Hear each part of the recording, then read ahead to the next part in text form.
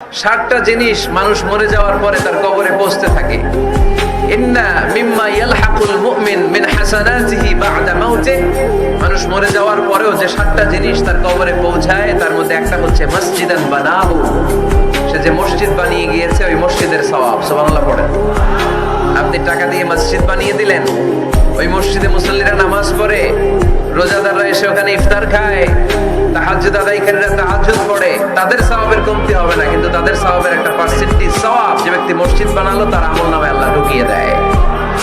এজন্য বেশি বেশি মসজিদ বানাতে রাজি আছেন তো?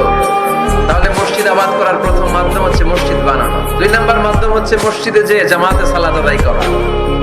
জামাতে সালাতুল জামাআ তাফদুলু সালাতাল ফারযি বি27 দারাজা। ঘরে নামাজ পড়লে একা একা পড়লে যেই সওয়াব, জামাতে পড়লে 27 গুণ বেশি সওয়াব। সুবহানাল্লাহ বলতে পারলেন না? হে নামাজি আমার ঘরে নামাজ পড়ো আজ, দিল মে তোমার চরণ তলে হৃদয় যায় নামাজ।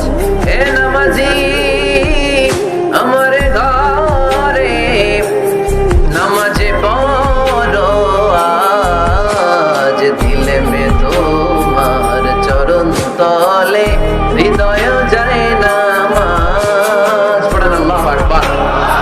কি সুন্দর লিখেছেন কাজী নজরুল ইসলাম। মসজিদ কেমন যেন মসজিদ তার নিজের ভাষায় আল্লাহর কাছে কেঁদে কেঁদে ফরিয়াদ জানায়, আল্লাহ নামাজিরা আমার ঘরে আসে না, কি সুন্দর টাইলস, কি সুন্দর মুসল্লা, কি সুন্দর এয়ার কন্ডিশন, সব আছে কিন্তু মুসল্লি নাই, ঠিক কিনা?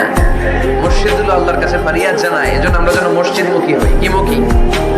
আওয়াজ করে বলতে হবে, কি মুখী? মসজিদমুখী। তাহলে মসজিদ আবাদের 1 নাম্বার পদ্ধতি মসজিদ বানানো। 2 নাম্বার মসজিদে বেশি বেশি যে জামাতে সালাত আদায় করা। 3 নাম্বারে মসজিদের সাথে সম্পর্ক জুড়ে দেওয়া, হৃদয়টা যেন সবসময় মসজিদের সাথে লেগে থাকে। আল্লাহর হাবিব সাল্লাল্লাহু আলাইহি ওয়াসাল্লাম বললেন, সাবআতুন ইউযিল্লুহুমুল্লাহু ফি যিল্লি ইয়াওমা লা যিল্লা ইল্লা যিল্লু। 7 শ্রেণীর ব্যক্তিকে আল্লাহ তাআলা কিয়ামতের দিন আরশের নিচে ছায়া দিবে, যেদিন আল্লাহর আরশের ছায়া ছাড়া কোনো ছায়া পৃথিবীতে থাকবে না। আল্লাহর হাবিব বললেন 7 শ্রেণীর ব্যক্তিকে আল্লাহ তাআলা আরশের নিচে ছায়া দিবেন। এর মধ্যে 1 শ্রেণীর ব্যক্তি রাজুলুন কলবুহু মুআল্লাকুন বিল মাসাজিদ, ওই ব্যক্তি যার হৃদয়টা সবসময় আল্লাহর মসজিদের সাথে লেগে থাকে। মসজিদের সাথে যার হৃদয় লেগে থাকে তাকে আরশের নিচে ছায়া দিবে কে?